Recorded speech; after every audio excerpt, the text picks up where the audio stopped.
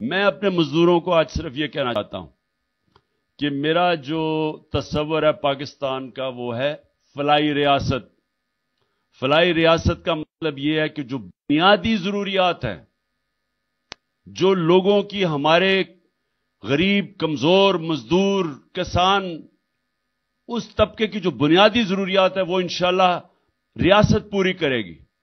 اور ہماری پوری کوشش یہ ہے کہ جس طرح ہم ہیلتھ کارڈ لے کے آئے ہیں، آگے ہم نے ایجوکیشن کارڈ لے کے آنا ہے.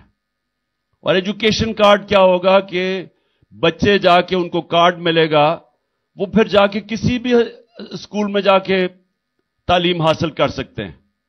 تو یہ بھی اب یہ میرا اگلا انشاءاللہ جب بھی اللہ نے موقع دیا تو ایجوکیشن کارڈ تھا کہ ایک غریب کے بچے کو وہ کیوں گندے اسکول میں جائے، اس کو بھی موقع ملے اچھے اسکولوں میں جانے کا. اور اس سے کیا ہوگا؟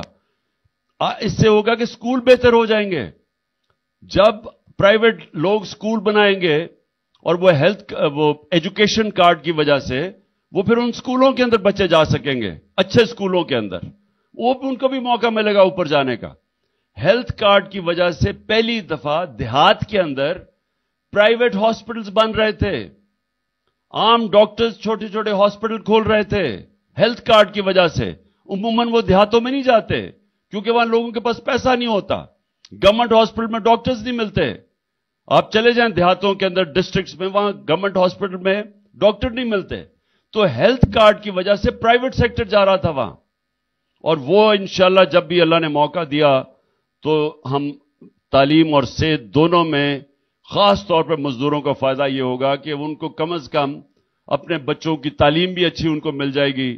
ان کو فکر نہیں ہوگی کہ اگر پیسہ نہیں ہوگا تو ان کو اچھی تعلیم نہیں مل سکتی.